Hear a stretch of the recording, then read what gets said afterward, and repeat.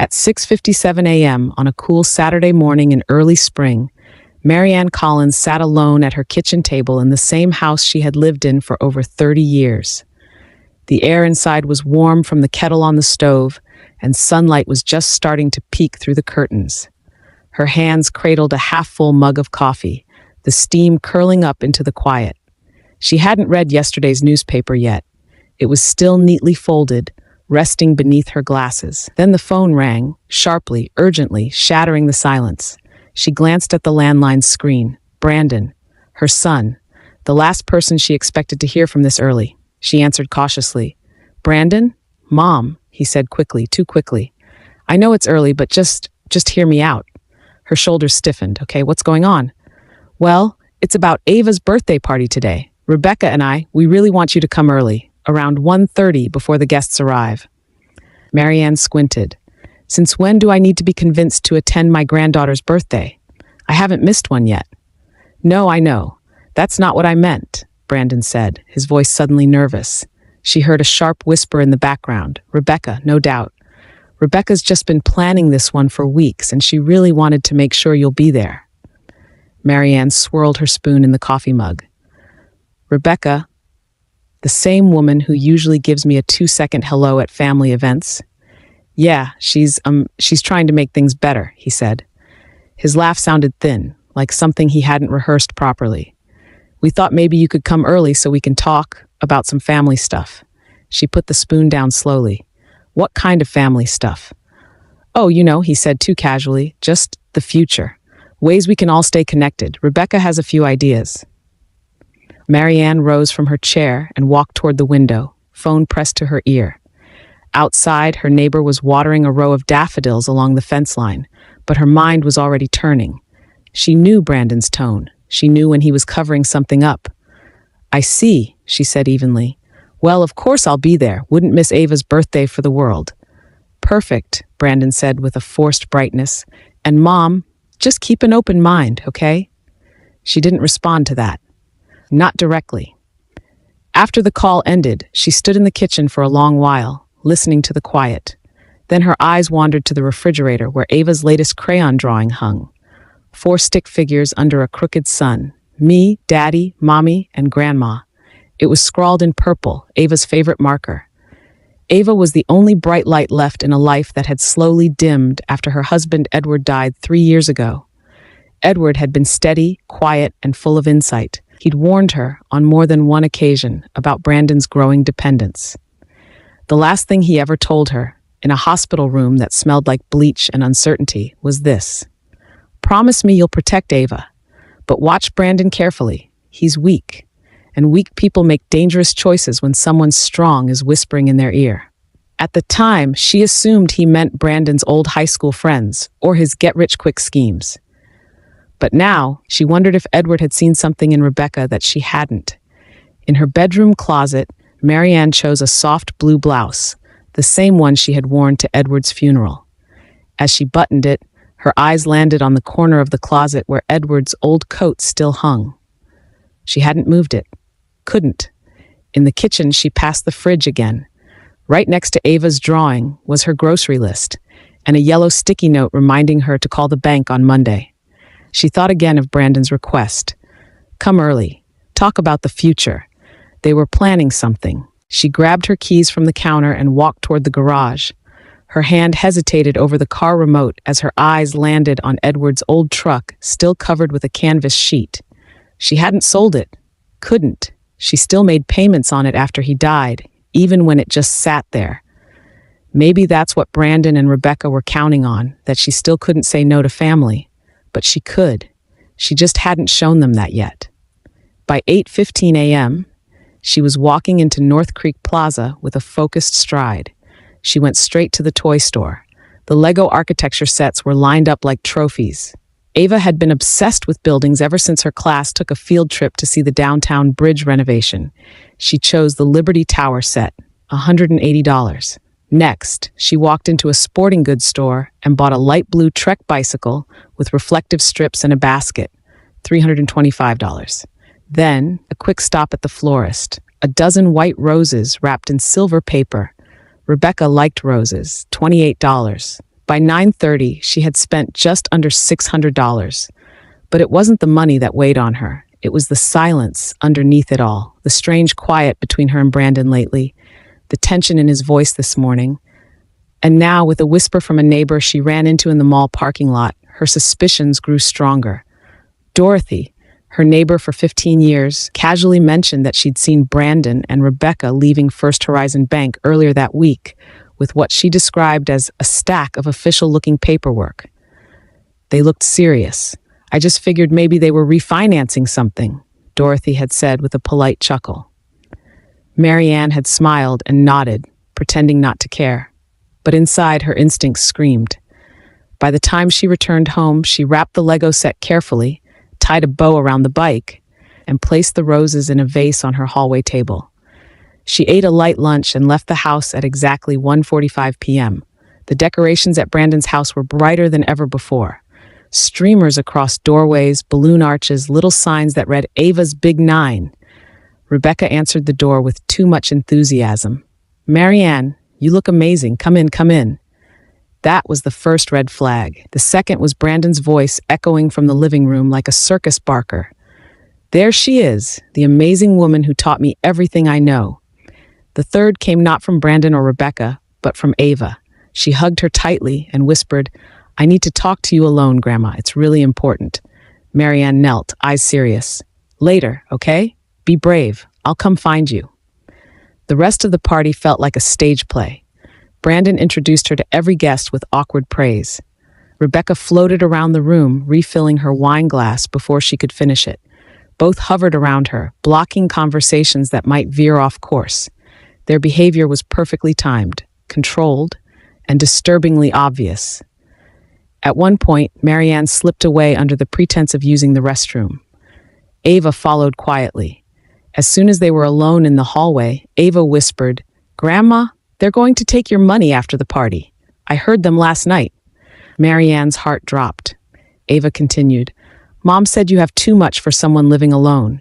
She said the papers from the bank would fix that. Dad said, what if she finds out? And Mom said it'd be too late." Marianne hugged her fiercely. "You did the right thing, sweetheart," she whispered. "But for now, we act like we don't know. Can you be brave for me?" Ava nodded. "Will you still love me if they get mad?" Marianne's voice didn't even waver.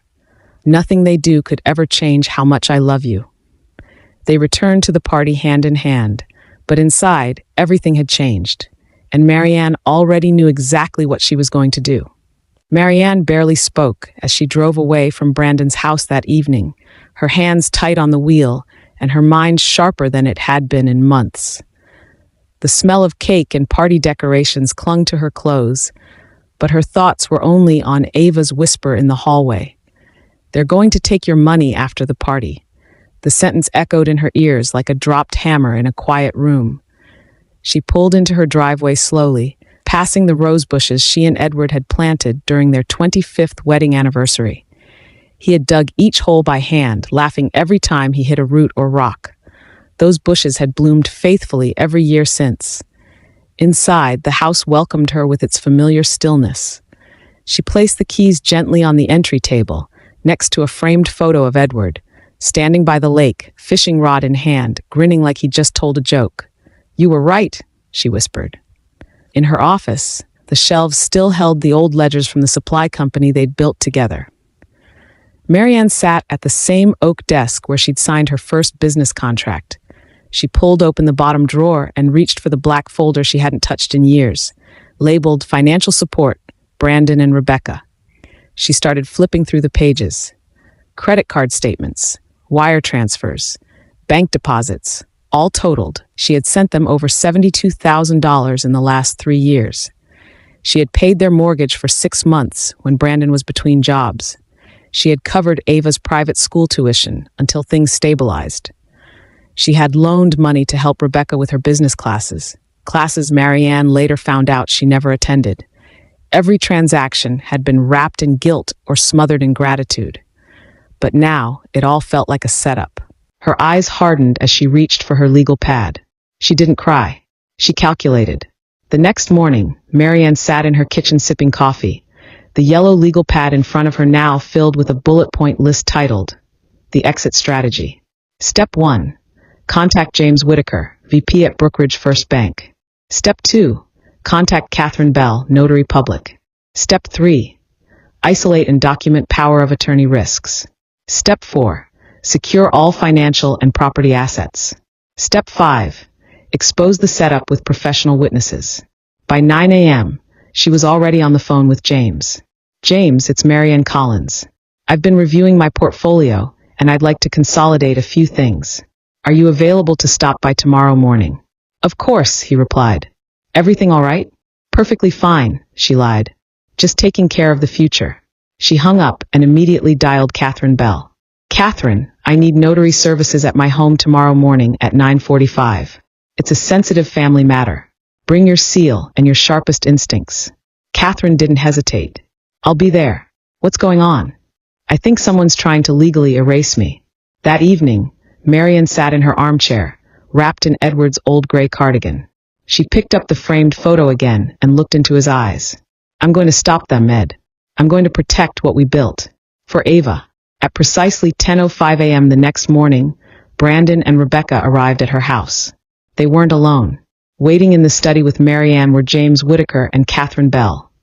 Both seated calmly, their presence entirely professional. Brandon blinked when he saw them. Rebecca hesitated only a second longer before recovering. Well, she said with a smile that didn't reach her eyes. Looks like we've got a full house.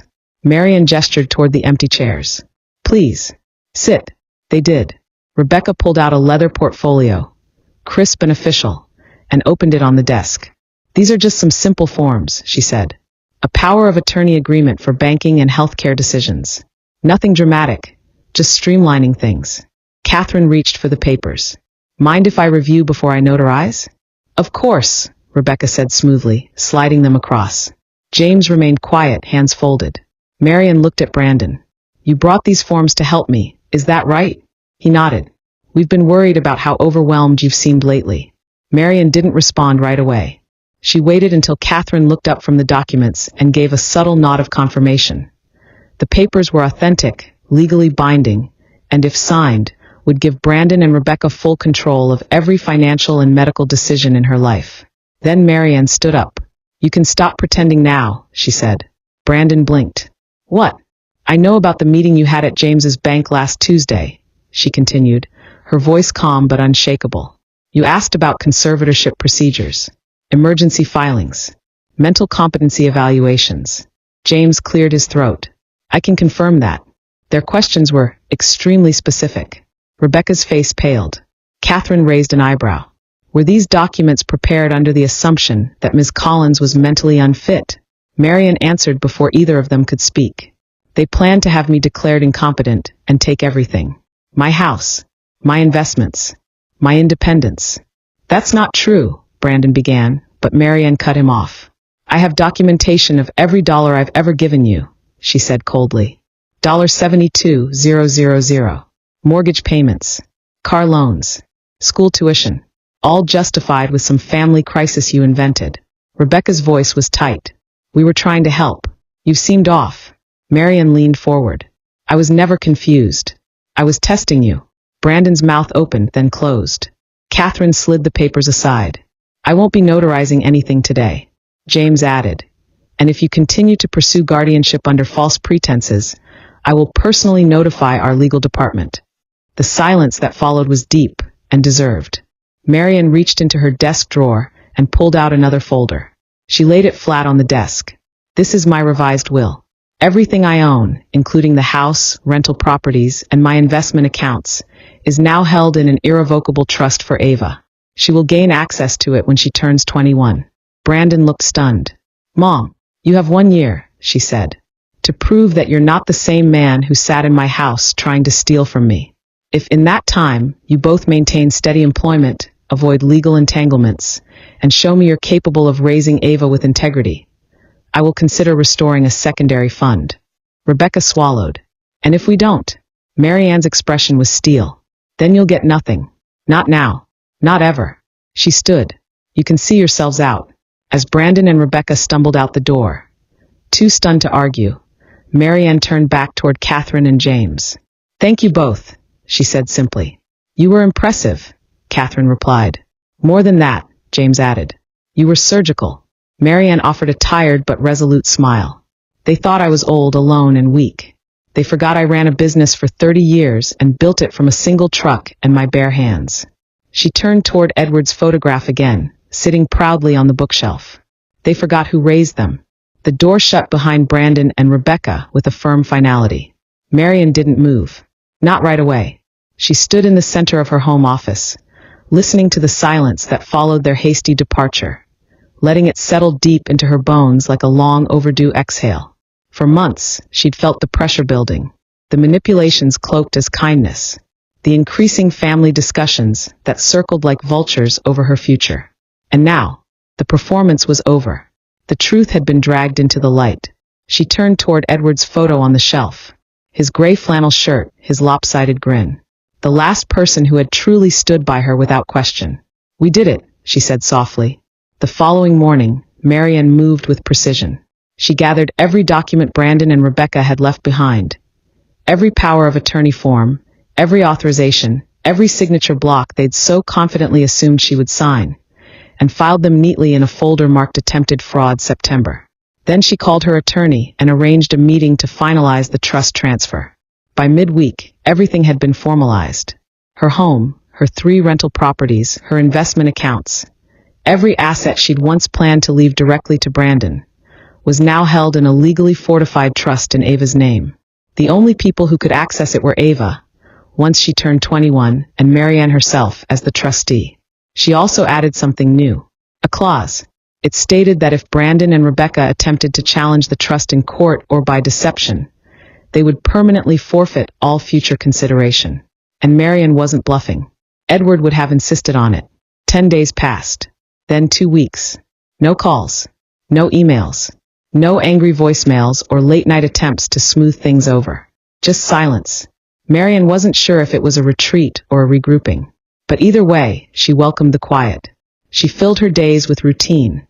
Early morning gardening in Edward's rose beds, reading by the bay window, and volunteering twice a week at Ava's elementary school.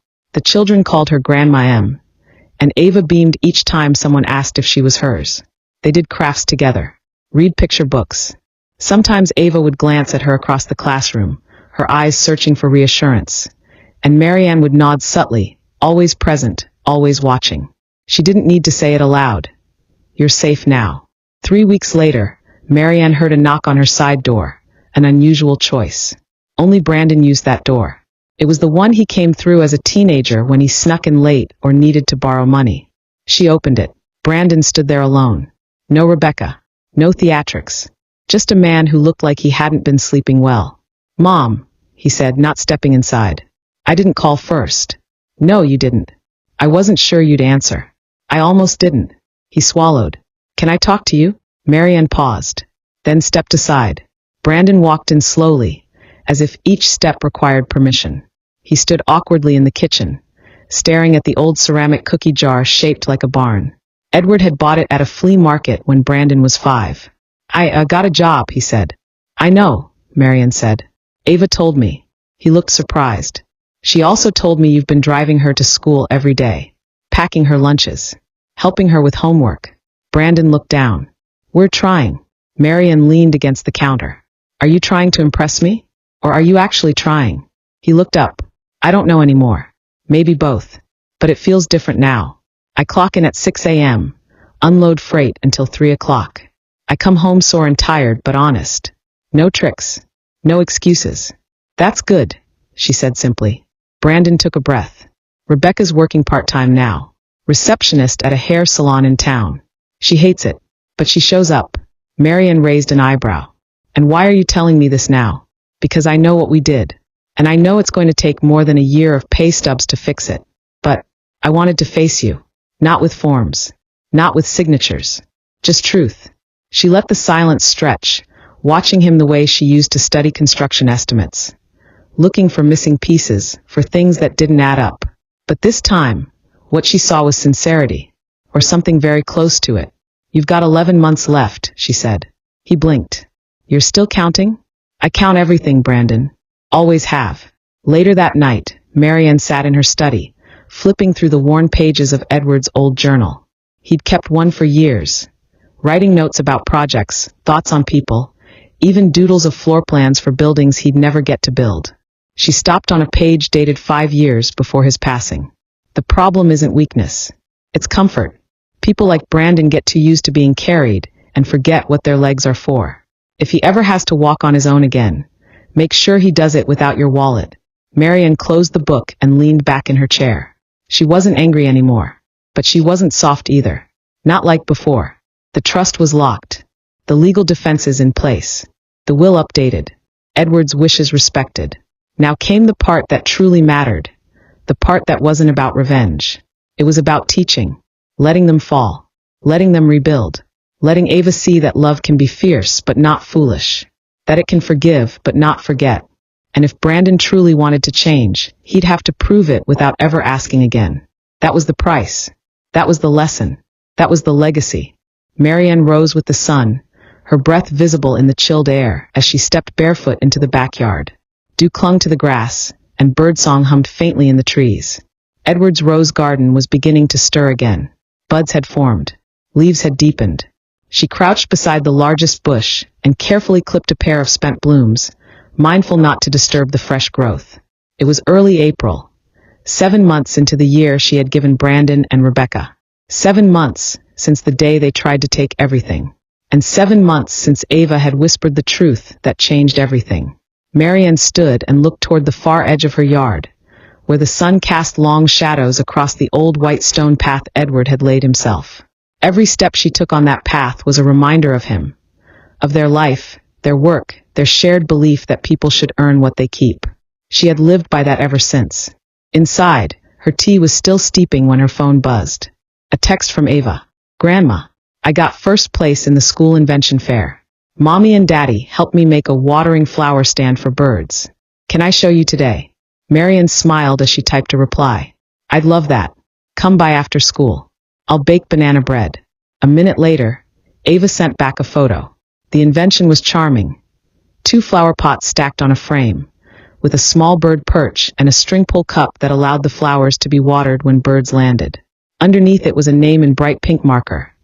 Ava's garden helper. It was exactly the kind of thing Edward would have been proud of. By mid-morning, Marianne had finished her bookkeeping and reviewed 2 envelopes from her attorney.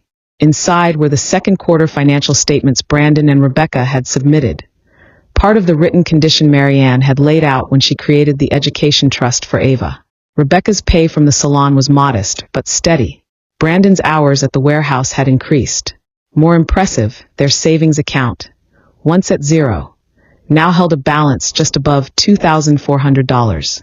Nothing extravagant, but it was earned. They hadn't asked for more. And that, in itself, was proof of change. Marianne placed the documents in the filing cabinet labeled Family Oversight, then walked to the hallway closet and pulled out a box she hadn't touched in over a year.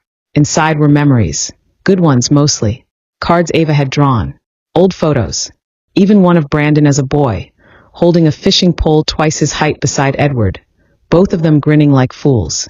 She found what she was looking for, an envelope marked in Edward's handwriting. To Ava, for when she turns 21. It wasn't sealed. She had read it once, the night she created the trust. Now she read it again. Dear Ava, if you're reading this, you're an adult now. But I hope you still keep some of your sparkle from when you were little. You were always the brightest star in the room. This trust, and the gifts that come with it, are yours because your grandmother and I believed in your future, even before you knew what it would look like. But this isn't just about money. It's about learning who to trust, how to love, and how to protect what matters. If this letter ever reaches you because something hard happened, remember this.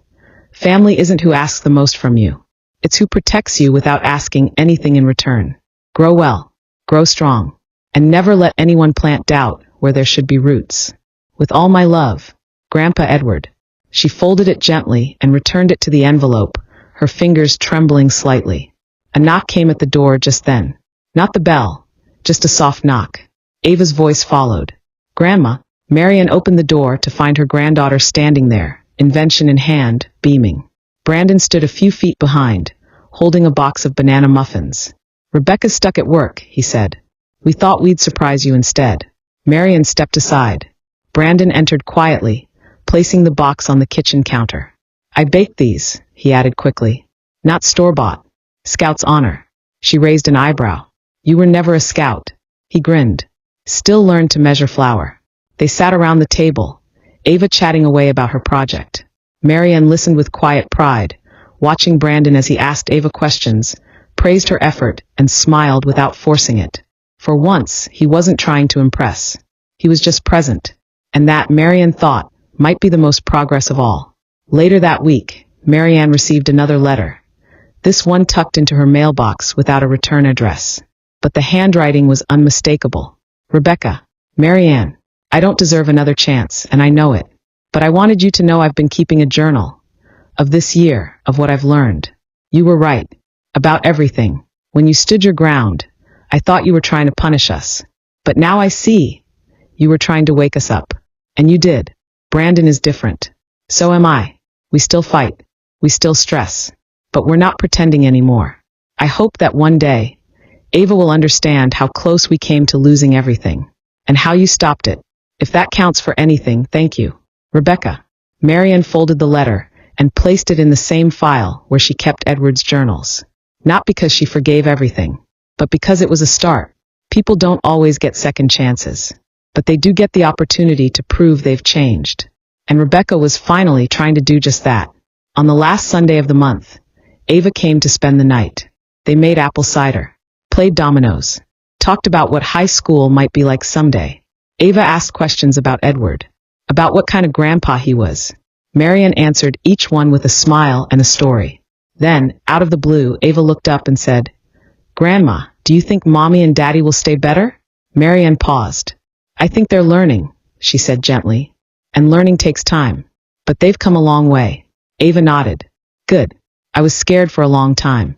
But I'm not anymore. Marianne reached over and tucked a lock of hair behind her ear.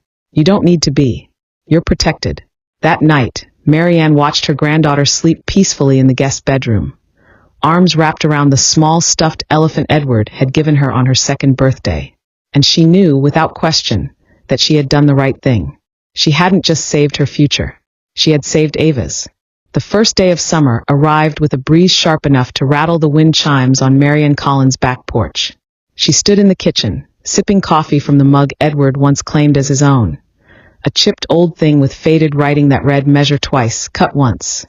That advice, meant for wood and wiring, had served her just as well in life. Especially now. It had been 9 months since Ava's whispered warning. Since Brandon and Rebecca had nearly walked out of her house with full legal control of her finances, healthcare, and property. 9 months since Marianne had flipped the script on them and left them stunned, exposed, and, for the first time, powerless. She hadn't expected them to recover quickly. But what surprised her more was that they hadn't tried to retaliate. No guilt trips. No manipulation. Not even one phone call begging for money. Instead, they'd gone quiet. Then steady. Then consistent.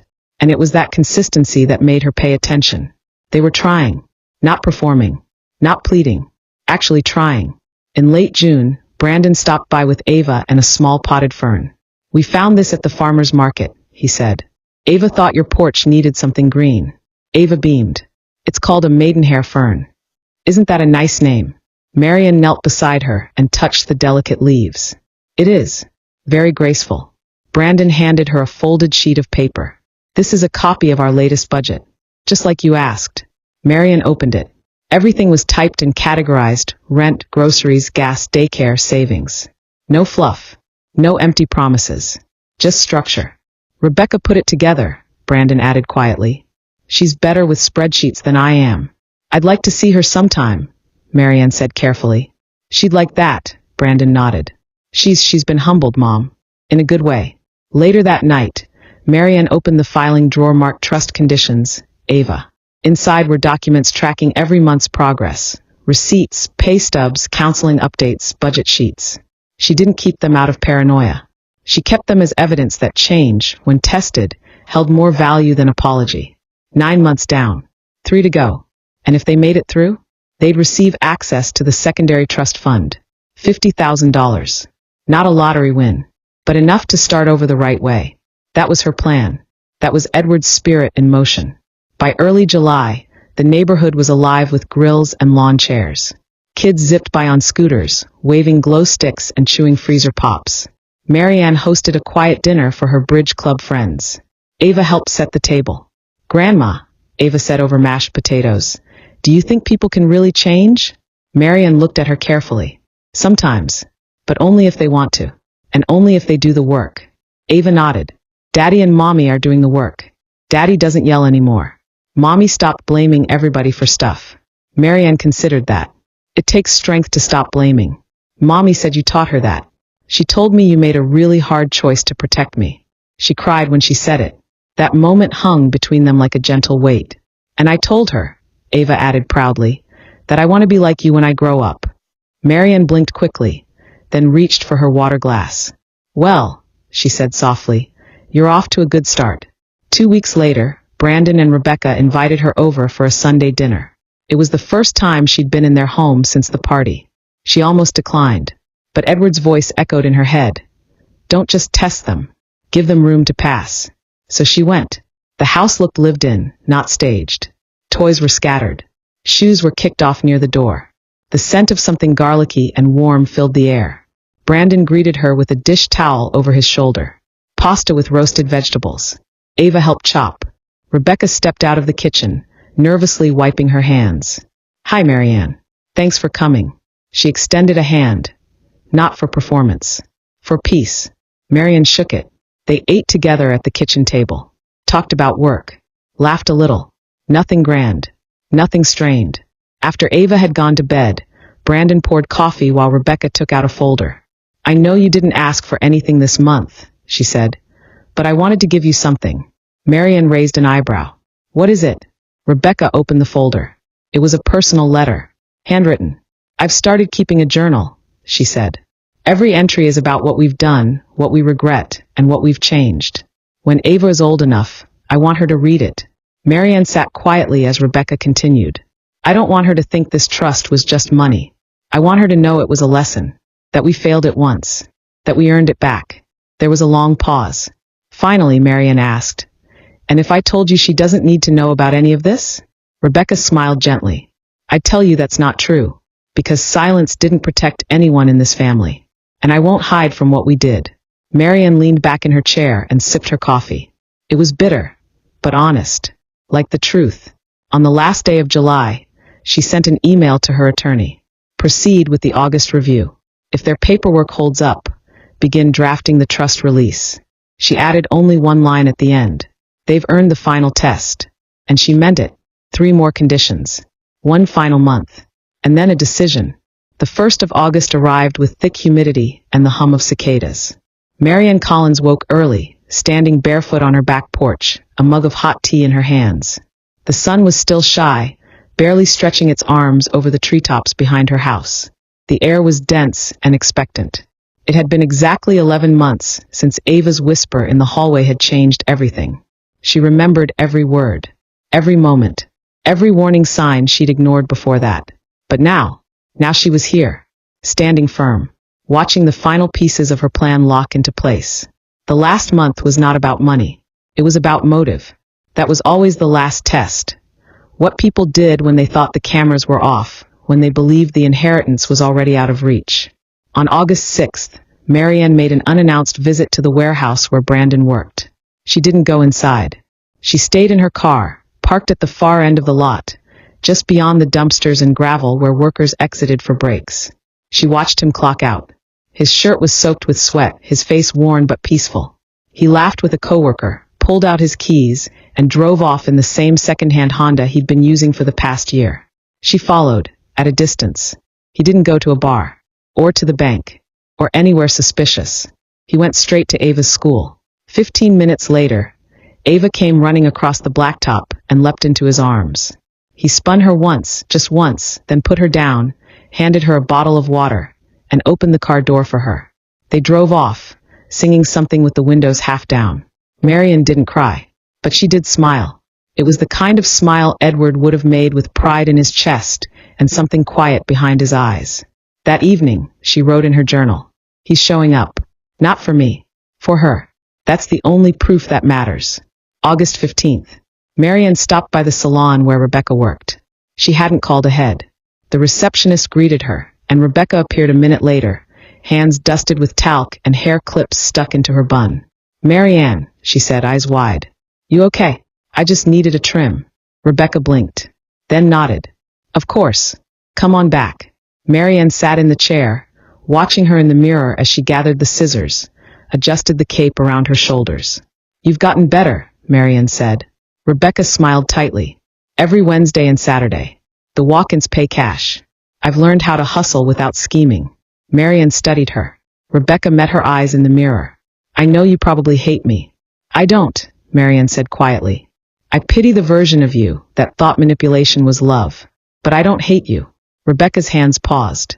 "I'd like to believe," Marianne added, "that the version standing here now is someone Ava can admire." Rebecca swallowed, then nodded. "She's the reason I changed. I wanted to be the kind of woman I'd want her to grow into. The kind you are." Marianne didn't answer right away.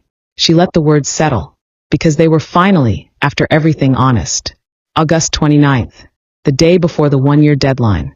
Marianne invited them over for dinner. This time, she didn't tell them why. She just asked them to come, with Ava, with no expectations, no folder, no financial documents. Just themselves. They arrived promptly at 6 o'clock. Brandon wore a button-up shirt. Rebecca brought salad and dessert. Ava ran in first, carrying a bouquet of sunflowers from their yard. "Grandma, we brought you something happy." Marianne laughed, taking the flowers. "They're perfect." Dinner was quiet but warm. Laughter came easily. Ava told them all about her new teacher and the art project she was planning. Brandon talked about a possible promotion to team lead at the warehouse. Rebecca shared that she'd picked up Sunday shifts at the salon. No one asked for anything. No one hinted at inheritance. They just lived. After Ava had gone to bed on the couch, curled up under Edward's old flannel throw, Marianne stood from the table and disappeared into her study. She returned with an envelope.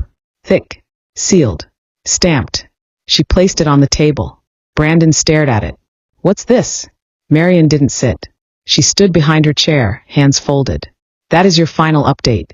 Rebecca's breath caught. Marianne continued. "Inside is a letter from my attorney confirming that the secondary trust, $50,000, will be released to you both on September 1st. Unrestricted. No conditions." They froze. "You earned it," she said simply. "But more importantly, you earned my trust back." Brandon's mouth parted slightly, but he didn't speak. Rebecca reached slowly for the envelope, then stopped. "Are you sure?" "No," Marianne said. "I wasn't. Not for a long time. But you showed me something I didn't expect." "What's that?" Brandon asked. "That you're capable of growing beyond who you used to be." Rebecca blinked hard. Brandon finally spoke. "I don't know what to say." "Say thank you," Marianne said. They did. And they meant it. That night, after they left, Marianne sat on the porch swing with a blanket draped over her lap and Edward's mug of tea in her hands. The stars above blinked slowly, quietly. Her home was hers again, not just in title, but in peace. The war she'd never asked for had ended. But she hadn't just won it with legal paperwork or notarized documents. She'd won it with clarity, boundaries, grace. And when Ava would grow up someday and ask what happened that year, Marianne would tell her the truth. That she heard her, that she listened, and that she fought, not out of anger but out of love. Love that protects. Love that teaches. Love that doesn't bend just because family asks you to. And maybe, just maybe, Ava would carry that forward too. Because legacies aren't always built in bank accounts. Sometimes they live in the choices we make when no one's watching.